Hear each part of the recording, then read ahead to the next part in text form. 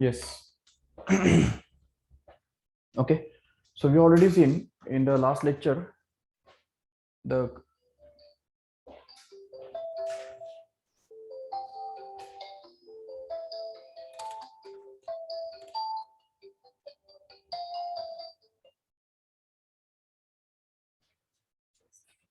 hello.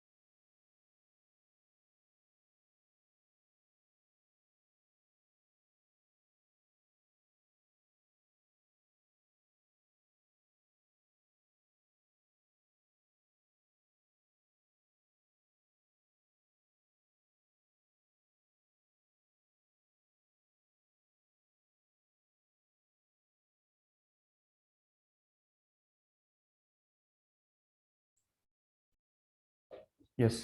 Okay. So last time हमने already centre of मास के बारे में हमने देखा था. ओके. सेंटर ऑफ मास उसको कैलकुलेट करने के जो अलग अलग फॉर्मूले हैं तो उसके बारे में हमने स्टडी किया था. Okay. Now in this lecture we'll see some more techniques of center of mass and also we will see the properties of center of mass, जिसमें से कुछ प्रॉपर्टीज हमने ऑलरेडी लास्ट टाइम देखे थे. What are the properties of centre of mass? तो उसमें हमने सबसे पहला प्रॉपर्टी देखा था कि centre of mass is stationary, means the motion of center of mass is not affected by the internal forces. Correct है. इंटरनल फोर्सेस से सेंटर ऑफ मास के लोकेशन पे या उसके मोशन पे कोई फर्क नहीं पड़ता है, but it is affected only by external forces. और एक्सटर्नल फोर्सेस और इंटरनल फोर्सेस क्या होते हैं उसके बारे में भी हमने ऑलरेडी देखा था. ओके. तो इसका कुछ एग्जांपल्स भी हमने ऑलरेडी देखे थे जिसमें बताया था कि अगर सपोज कोई बॉडी है जिसके अंदर मतलब सपोज ये दो ऑब्जेक्ट्स है और ये समझो स्प्रिंग के साथ कनेक्टेड है. तो जैसे हम इस स्प्रिंग को कंप्रेस करते हैं और छोड़ देते हैं, तो अगर ये सपोज ऑलरेडी ये स्प्रिंग रेस्ट में है और पहले अगर वो बॉडी रेस्ट में है तो centre of mass will be at rest initially and will remain at rest even if all both of this bodies just start moving away from each other.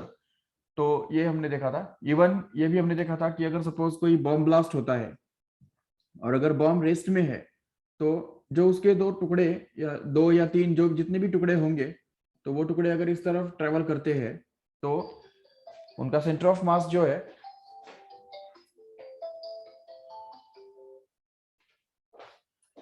center of mass always remains at the same position where it was before even after the explosion. तो explosion होने के बाद भी centre of मास हमेशा same point पे ही रहता है, no doubt. दूसरा उसका ये है कि if suppose the body is already moving, if suppose centre of mass is already moving, तो इस सपोज जैसे बॉल जो है वो कंटिन्यूसली कांस्टेंट स्पीड के साथ मूव कर रहा है. ठीक है. तो और अगर सपोज बीच में ही वो बॉल अगर एक्सप्लोड हो जाता है तो हम देख सकते हैं कि जैसे ये वो एक्सप्लोड होगा तो यहाँ पे आके सपोज एक्सप्लोड हो गया तो एक पार्ट उसका इस तरफ चला जाएगा, एक पार्ट इस तरफ चला जाएगा. So the in spite of all this things the center of mass will just continue to move in the same direction with the same speed. ठीक है. even if both of these pieces are moving in different directions here. तो अगर centre of mass already constant velocity के साथ move कर रहा है, ठीक है, under the action of no external force, then the center of mass will continue to move in the same direction with the same speed. ठीक है. even after the explosion here. तो ये होता है. this is the another aspect of the same thing. ये भी एक property है यादृच्छिक से. और तीसरा इसके भी आगे जाके हम ये बोल सकते हैं कि if suppose some external force is already acting on the body. Suppose कोई बॉल जो है वो हमने थ्रो किया, यहाँ से हमने सपोज उसको थ्रो किया और वो ग्रेविटेशनल फोर्स की वजह से वो इस तरह से प्रोजेक्टाइल मोशन फॉलो करते और पैराबोलिक पाथ फॉलो करके नीचे गिर रहा है. तो ऐसे वो गिरने वाला है. ठीक है. लेकिन सपोज कि यहाँ पे वो यहाँ पे आने के बाद एक्सप्लोड हो गया ठीक है, और वो दो पार्ट्स में बट गया, जिसका एक पार्ट सपोज इस तरफ चला गया और एक पार्ट सपोज इस तरफ चला गया. So what will happen here is, even if both of these parts are moving in different directions with different velocities, but still their center of mass at any instant will just travel along the same path that it would attain in the absence of explosion. मतलब ये explosion अगर नहीं होता तो जिस direction में और जिस पाथ से ये बॉल गुजरता था वही पाथ से और उसी डायरेक्शन में अभी सेंटर ऑफ मास जाएगा. मतलब जब ये बॉल, ये टुकड़ा, एक टुकड़ा यहाँ पे होगा, दूसरा टुकड़ा यहाँ पे होगा, तो उसका सेंटर ऑफ मास जो है वो यहाँ पे होगा. जब ये एक टुकड़ा यहाँ पे होगा, दूसरा टुकड़ा यहाँ पे होगा, तो उसका सेंटर ऑफ मास यहाँ पे होगा. तो at every point we can just apply this thing and say that this, when this point is here and other point is here, the centre of mass will exactly be at this point here.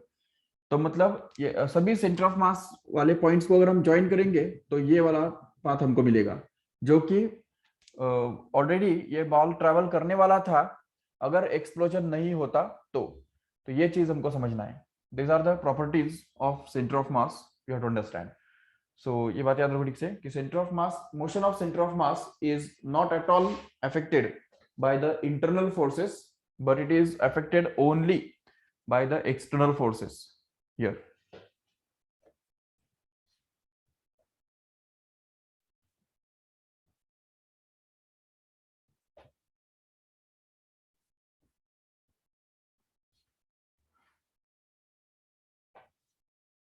Okay. Now the next concept is about equilibrium. What do you mean by equilibrium and what are its types? We have to discuss about. See, equilibrium means there are two types of equilibrium. Remember, equilibrium दो type का होता है. एक होता है translational equilibrium, okay, और दूसरा फिर होता है rotational equilibrium. Okay. See here, what is the basic difference between these two? The body is said to be in equilibrium if it either is at rest. देखो, translational equilibrium का मतलब क्या है? Either the body should be at rest or it must be moving with constant speed in constant same direction.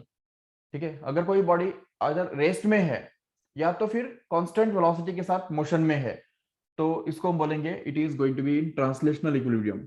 उसमें भी अगर वो rest में है तो उसको बोलते हैं स्टैटिक इक्विलिब्रियम, और अगर वो मोशन में है तो उसको हम बोलेंगे डायनामिक इक्विलिब्रियम. याद रखो ठीक से, static equilibrium and dynamic equilibrium, ये दो अलग अलग टाइप्स है इक्विलिब्रियम के. यस. और अभी इसमें भी रोटेशनल मोशन के अंदर भी, ठीक है, दो टाइप के इक्विलिब्रियम आते हैं. एक होता है स्टैटिक और दूसरा फिर dynamic. What is the difference between these two is, see here, static equilibrium means again rotational motion के अंदर भी if suppose the body is at rest, बिल्कुल मूव नहीं कर रहा है, रोटेट भी नहीं कर रहा है, तो उसको हम बोलेंगे it is in static equilibrium. But if suppose it is moving, rotating with a constant angular velocity, then we can call it as in dynamic equilibrium. For example, a fan. If a fan is rotating with constant velocity or constant angular velocity, then we can say that it is going to be there in dynamic equilibrium. But if suppose it is at rest, not rotating at all, then we can call it as in static equilibrium. ये rotational equilibrium के दो अलग अलग types है और ये जो है वो translational equilibrium के दो अलग अलग types है. For example, if suppose a body is at rest, जैसे कोई भी ये objects जो rest में है तो उसको हम बोलेंगे it is in static equilibrium. But if suppose it is moving with constant speed in the same direction, for example a train which is moving with constant speed in constant direction will be supposed to be in dynamic equilibrium. तो ये दोनों equilibrium में ही है, ये हम समझ सकते हैं. बट यहाँ पे याद रखो ठीक से कि ट्रांसलेशनल इक्विलिब्रियम में होने के लिए, कोई भी बॉडी ट्रांसलेशनल इक्विलिब्रियम में होने के लिए ये कंडीशन होता है कि the algebraic sum of all the forces means vector sum of all the forces acting on it must be 0. Remember, मतलब अगर सपोज कोई एक बॉडी है, इसके ऊपर अगर मान लो इस तरफ एक फोर्स काम कर रहा है 10 न्यूटन का और इस तरफ दूसरा एक फोर्स काम कर रहा है जो कि फिर से 10 न्यूटन का ही है, तो ये दोनों फोर्सेस के चलते ये बॉडी इक्विलिब्रियम में रहेगा. मतलब वो ना इस तरफ जाएगा ना इस तरफ जाएगा, but it will remain in equilibrium at rest, and hence we can say that its algebraic sum of these two forces is actually going to be 0 because this force can be considered to be positive, that is 10 I bar, and this force can be considered to be minus 10 I bar, and that's why the vector sum of these two forces is actually going to be 0, and that's why this body is supposed to be in static equilibrium or equilibrium, translational equilibrium. There is suppose another body which which is acted upon by the different number of forces, like suppose 10 Newton in this direction, 10 Newton in this direction, again 10 Newton in this direction, and here 10 Newton in this opposite direction, or not required that 10, it may be 20 also. तो देखो 20 Newton force vertically direction में काम कर रहे हैं, opposite direction में, और 10 Newton का जो फोर्स है वो इस तरह हॉरिजॉन्टल डायरेक्शन में, अपोजिट डायरेक्शन में काम कर रहे हैं. तो ऐसे केस में इसको हम बोल सकते हैं कि this body will also be there in translational equilibrium, just because it's the sum of all the forces acting on it is going to be 0. We can just call this force as F1 bar, this as F2 bar, this will be F3 bar, and this will be F4 bar. So we can just say that this F1 bar plus F2 bar plus F3 bar plus F4 bar is actually going to be 0, just because F1 bar is negative of F3 bar and F2 bar is negative of F4 bar. So when we'll add them up, then these two will cancel each other, these two will cancel each other, and answer will be 0 as the final. This is called as a translational equilibrium, remember. Then another thing, on the other hand, the body is supposed to be in rotational equilibrium if the vector sum of all torques acting on it is actually going to be 0, remember. तो ये उसके लिए condition है, vector sum of all torques must be 0. That means if suppose मतलब vector sum of r bar cross f bar is equal to 0, ये भी हम condition express कर सकते हैं आराम से, ठीक है. This is also another condition for getting the rotational equilibrium. Okay, for example if suppose there is a rod like this, okay, ये रॉड है, उसका ये पॉइंट फिक्स्ड है, this is the point O here. If suppose a force of 5 newton acts at a distance 2 meter, okay, at the same time suppose another force of 10 Newton acts on it at the distance of 4 meter, okay, and suppose another force of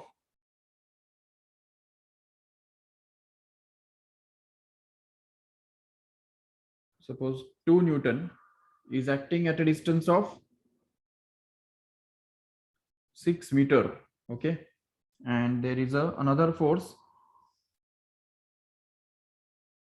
here which is of 1 Newton, which is suppose acting at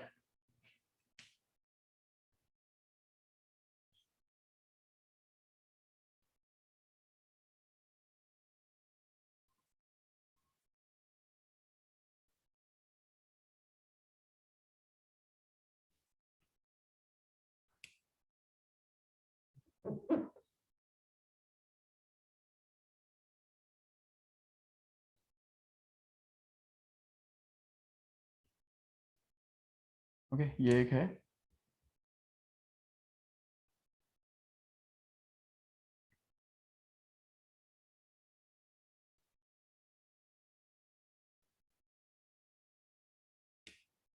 Suppose it is at a 14 meter distance, okay, देखो ठीक से 14 metre distance पे ये चौथा वाला force काम कर रहा है. अभी सोचो ठीक से, अभी यहाँ पे ये सभी का टॉर्क कितना है, टॉर्क अगर हमको ढूंढ के निकालना है, देखो कितने फोर्सेस है यहाँ पे, ये एक, ये दूसरा, ये तीसरा और ये चौथा, ये 4 फोर्सेस यहाँ पे काम कर रहे हैं. If you just try to find out the total torque acting on this whole rod about this point, then this first force of 5 Newton will produce a torque of 5 into 2 Newton meter in the anti-clockwise direction, which will be taken as positive. So we can just have this 5 into 2 as a first term we can see here, okay, ये होगा 5 into 2. Then again here this 2 Newton force is trying to rotate it in the clockwise direction. So this 2 Newton force will produce a torque of 2 into 4, but it in the clockwise direction, so it will be considered to be negative here. Again we can see this third force 2 Newton, okay, is acting at a distance 6 meter from the origin, and hence it will produce a torque of 6 into 2 Newton meter. तो 6 into 2 Newton meter का torque produce हो रहा है, और वो उसको anti clockwise direction में turn कर रहा है, इसलिए वो पॉजिटिव गिना जाएगा. और फिर लास्ट जो ये फोर्स है 1 न्यूटन का, वो एक्चुअली यहाँ पे 14 मीटर डिस्टेंस पे काम कर रहे हैं, जिसके कारण वो टॉर्क प्रोड्यूस करेगा 14 इंटू 1 के बराबर, लेकिन that will be negative because it is rotating it in a clockwise direction. Here if we just calculate all these things, then we can get this 10 minus 8, okay, plus 12 minus 14. So here it will be 10 plus 12 becomes 22, and minus 14 minus 8 becomes 22, and 22 minus 22 becomes 0. So in this case we can just say that since the torque, sum of all the torques acting on this body is actually going to be 0, therefore this body will not turn at all. It will not rotate either clockwise or anti-clockwise, no doubt. So that's why this body will just remain at rest, and this type of body is actually called as in rotational equilibrium. इसको हम बोलते हैं ये rotational equilibrium में है, ठीक है, क्योंकि उसके ऊपर जो टॉर्क एक्ट हो रहे हैं, कुछ टॉर्क क्लॉकवाइज उसको टर्न करने के लिए ट्राई कर रहे हैं और कुछ टॉर्क्स उसको एंटी क्लॉकवाइज डायरेक्शन में टर्न करने के लिए ट्राई कर रहे हैं. लेकिन इन दोनों का जो इफेक्ट ये होता है कि टोटल क्लॉकवाइज डायरेक्शन में टर्न करने वाले टॉर्क्स और एंटी क्लॉकवाइज डायरेक्शन में टर्न करने वाले टॉर्क्स बिल्कुल मैग्नीट्यूड में सेम बनते हैं, बिल्कुल इक्वल बनते हैं, और डायरेक्शन में अपोजिट होने की वजह से एक दूसरे को बिल्कुल कैंसिल कर देते हैं. और इसी वजह से हम ये बोल सकते हैं कि net torque acting on this whole body is actually going to be 0, and hence the body will not turn at all in any particular direction. वो किधर भी टर्न नहीं होगा, ठीक है, it will not rotate at all. So that's why this body is supposed to be in rotational equilibrium. ठीक है, तो rotational equilibrium में होने का मतलब है either it should be at rest or it may be in constant speed, rotating with a constant speed with a constant angular velocity. तो अगर वो constant angular velocity के साथ भी अगर रोटेट हो रहा है, तभी भी वो उसके ऊपर सम ऑफ टॉर्क 0 ही होगा. क्योंकि जैसे हम देखते हैं ना कि ट्रेन जो होता है या कोई भी हाई स्पीड में मूव करने वाला व्हीकल सपोज है, स्ट्रेट लाइन में अगर कोई बॉडी जा रहा है और उसका जो ड्राइविंग फोर्स है, मतलब इंजन के द्वारा जो अप्लाई किया हुआ फोर्स है, वो फॉरवर्ड डायरेक्शन में काम कर रहा है, और अगर बैकवर्ड डायरेक्शन में जो फ्रिक्शनल फोर्स उसके ऊपर काम कर रहा है, फ्रिक्शनल फोर्स, वो बैकवर्ड डायरेक्शन में काम कर रहा है. तो अगर उसके ऊपर काम करने वाला इंजन की वजह से काम करने वाला ड्राइविंग फोर्स और फ्रिक्शनल फोर्स, ये दोनों अगर बराबर बराबर हो जाए, तो वो बॉडी उसी स्पीड से उसी डायरेक्शन में कांस्टेंट स्पीड के साथ मोशन कर सकता है, लंबे समय तक वो उसी स्पीड से जा सकता है, क्योंकि वहां पे ड्राइविंग फोर्स और ब्रेकिंग फोर्स मतलब फ्रिक्शनल फोर्स, ये दोनों कैंसिल हो जाते हैं, एक दूसरे को कैंसिल करते हैं, इसीलिए वो कांस्टेंट स्पीड के साथ जाता रहता है.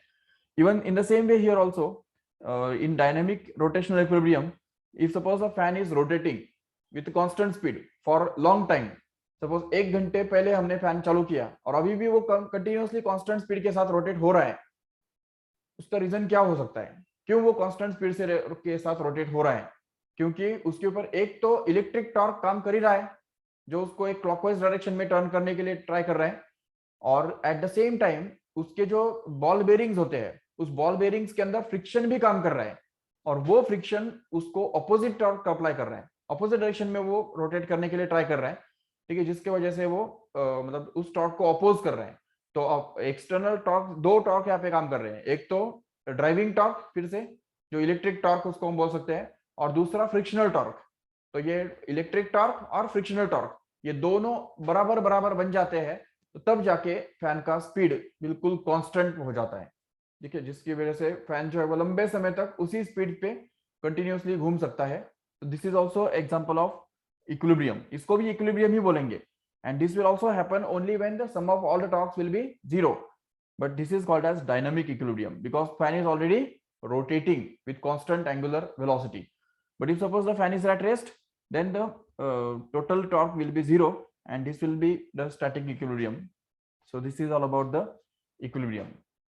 Now we have to see the types of equilibrium. मतलब ये तो चलो ये हमने टाइप्स तो देखे ही है, but there is another criteria with respect to which we can just classify an equilibrium. तो वो हमको अभी देखना है. Just take the screenshot of this first.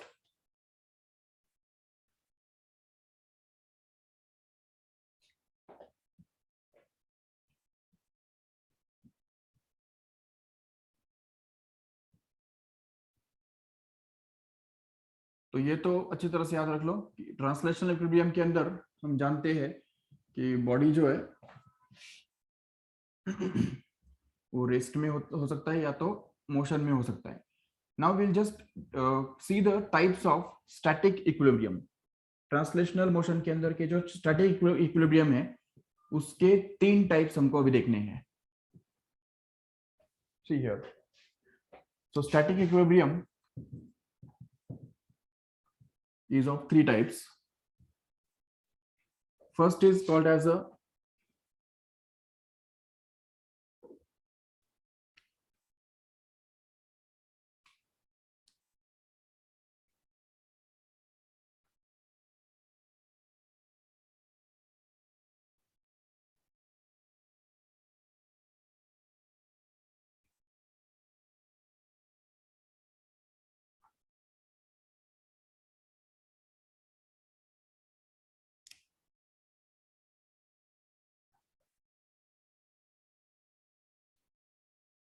Stable equilibrium. क्या था से स्टेबल इक्विलिब्रियम. दूसरा होता है अनस्टेबल इक्विलिब्रियम और तीसरा होता है न्यूट्रल इक्विलिब्रियम. तीनों स्टैटिक इक्विलिब्रियम के ही टाइप्स है, लेकिन stable equilibrium, unstable equilibrium and neutral equilibrium. तो जबकि वो इक्विलिब्रियम के टाइप्स है, तो ये जाहिर सी बात है कि तीनों केसेस में the algebraic sum of all the forces will be actually equal to 0, no doubt. So the algebraic sum of all the forces is going to be 0. Yes, in all these three cases. Lekin what is the stable equilibrium is, see for example, if suppose we have a concave surface like this. एक concave surface है, imagine करो, और यहाँ पे एक ball रखा हुआ है. ठीक है, अभी ये बॉल जो है वो इक्विलिब्रियम में तो है. क्यों? क्योंकि हम देख सकते हैं कि the force acting on it in the downward direction due to the gravitation is mg and upward force acting on it is going to be same as normal reaction, and here we can see that this normal reaction is same as mg and hence it is in equilibrium. So it's the sum of all the forces is going to be 0 because upward force and downward force are exactly equal and opposite to each other, hence the no force is acting on it as a result. Okay, तो ये तो condition satisfy हो रहा है, तो body equilibrium में तो है. But this is a special type of equilibrium in which if this body is just slightly disturbed, suppose the body is taken to this point here, अगर इस बॉडी को हमने थोड़ा इस तरफ अगर लाके छोड़ दिया तो it will just come back to the same point again. Even if this body is just displaced and just kept at this point here, then again it will come back to the same point here. तो ये होता है, this is called as actually the stable equilibrium, because if the body is just disturbed slightly, then it will come back to the same point again. That is called as stable equilibrium. The body is stable at this point. Even if it is disturbed from this point, it will not just go away from this point, it will just come back, return back to the same point again on its own. That's why it's called as a stable equilibrium. On the other hand, if we just see another example in which there is a convex surface like this. एक ऐसा spear है, ये convex surface है इस तरह का, और इसके बिल्कुल टॉप पॉइंट पे अगर हम एक छोटा बॉल बेयरिंग रख देंगे, ये सपोज एक बॉल बेयरिंग है जो हमने बिल्कुल टॉप पॉइंट पे रखा हुआ है. अभी ये जो बॉल बेयरिंग है यहाँ पे रेस्ट में रहेगा, no doubt. The upward force downward force equal है, तो वो इक्विलिब्रियम में तो है, लेकिन वो अनस्टेबल इक्विलिब्रियम में है. क्योंकि if it is just disturbed slightly, if we just take it and move it to this point here, तो यहाँ पे अगर उसको हमने डाल दिया तो it will just get disturbed more and just move away from the equilibrium position. तो ये जो mean position या equilibrium position है उससे वो दूर चला जाएगा. ठीक है, और दूर चला जाएगा. Even if it is disturbed in this direction also and taken to this point here, then again it will just get disturbed and just travel in this direction and it will just go away from the mean position, or it will just travel away from this equilibrium position. तो इसी को हम बोलते हैं unstable equilibrium. If it is slightly disturbed, it will get disturbed on its own. ठीक है, it will get more disturbed on its own and hence it will never come back to the same point again like this. ठीक है, जैसे ये यहाँ पे वापस आता है वैसा ये कभी आने वाला नहीं है, फिर से इस पॉइंट पे खुद होके कभी नहीं आएगा, इसलिए उसको हम बोलेंगे unstable equilibrium. And what about the neutral equilibrium? If suppose there is a flat surface and suppose there is a ball kept at this point here. Now this again it is in equilibrium because the downward force, gravitational force acting on it is just balanced by the normal reaction, no doubt. But the if suppose this body is slightly disturbed to this point here, and it is taken to this point and kept at this point here, then it will remain at rest at that point also, right? Even if it is disturbed and just taken to this point and kept here, then it will even remain at that point as a at rest here. So it will remain at equilibrium at every point wherever it is taken. जहां पे हम लेके जाएंगे वहां पे रख देंगे तो वहां पे भी वो इक्विलिब्रियम में ही रहेगा, वो ना दूर जाएगा ना वापस आएगा। तो इसलिए इसको हम बोलेंगे it is going to be there in neutral equilibrium. Okay, ये न्यूट्रल इक्विलिब्रियम का एग्जांपल है। इवन ये भी और एक एग्जांपल हम देख सकते हैं। देखो, suppose we have a rigid support and suppose there is a rod, और there is a rod and it is attached to a pendulum.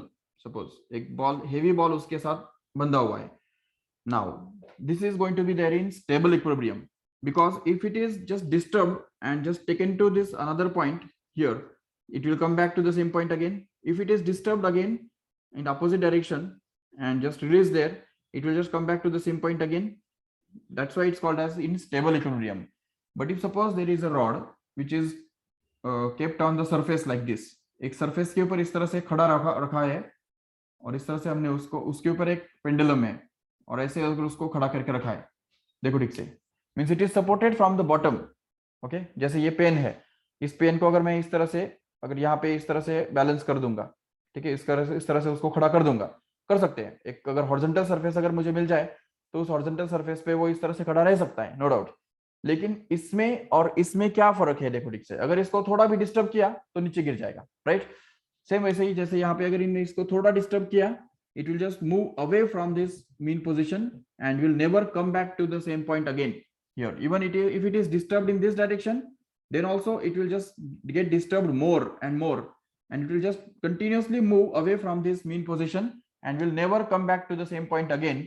That's why it's called as a unstable equilibrium. So body is there in unstable equilibrium in this case, but it is in stable equilibrium here in this case, right? And in case of neutral equilibrium, suppose there is no gravity at all. Okay, अगर gravity है ही नहीं और वहां पे अगर इस rod को हम ऐसा रख देंगे, तो चाहे ऐसा रखो या ऐसा रखो, कोई फर्क नहीं पड़ने वाला, ठीक है। या उसको डिस्टर्ब भी करेंगे तो भी वो ज्यादा डिस्टर्ब नहीं होगा, वहां पे ही रहेगा, वैसे ही रहेगा। अगर ऐसा रखेंगे तो वैसा ही रह जाएगा, क्योंकि ग्रेविटी नहीं है ना वहां पे। अगर ग्रेविटी है ही नहीं तो उसको डिस्टर्ब करने से क्या फायदा होगा, उसको कितना डिस्टर्ब कर ही नहीं सकते, वो वैसे ही रहेगा, जैसा है वैसा ही रुका रहेगा। तो क्योंकि ग्रेविटी नहीं है, तो इसलिए इसको हम बोलेंगे न्यूट्रल इक्विलिब्रियम, ठीक है। That is the case of neutral equilibrium, no doubt. But this is the stable equilibrium and this is unstable equilibrium. We can just see a third example. See here, if suppose there is a magnetic field just like earth का magnetic field तुमको पता है already, होता है north to south या जो भी है।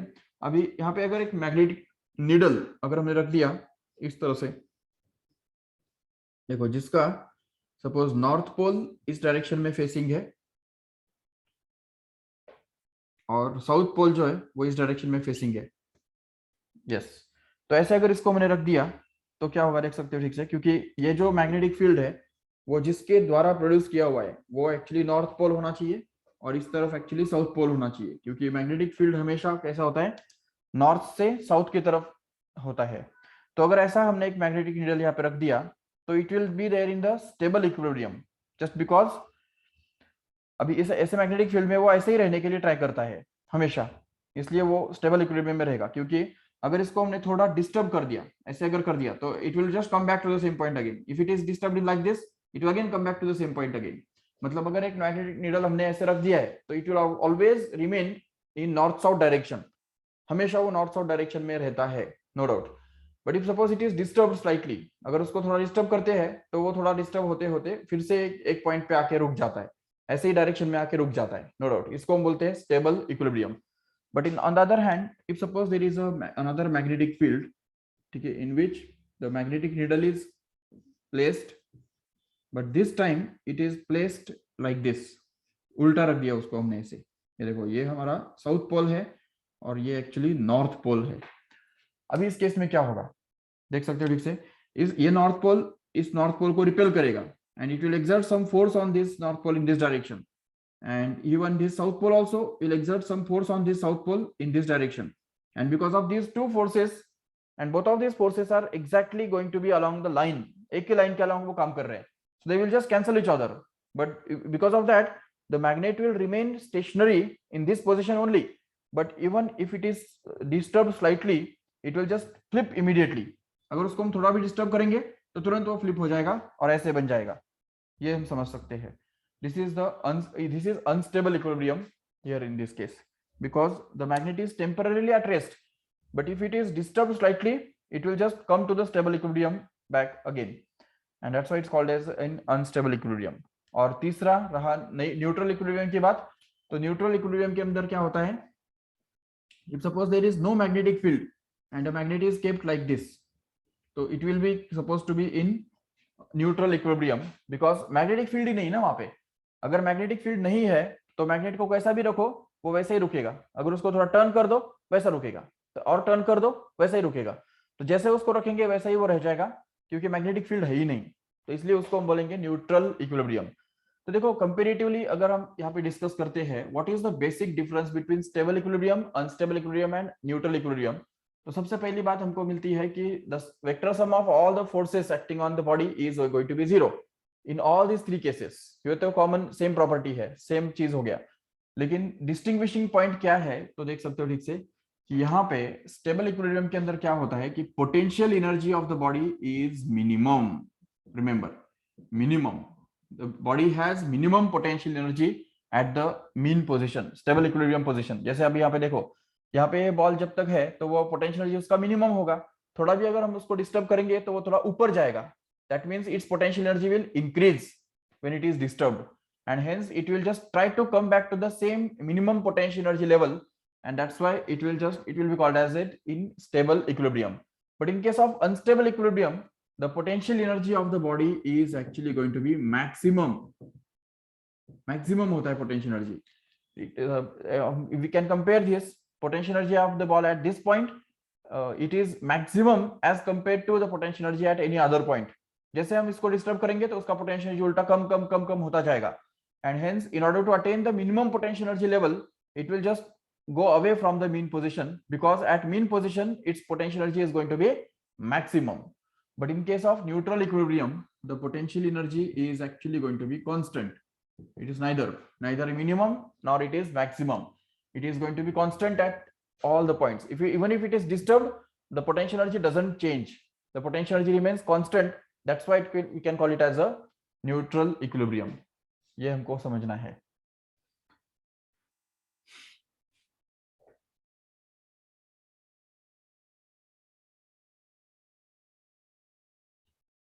Okay, this is all about the types of equilibrium, static equilibrium basically। Just take them the screenshot of this if you want।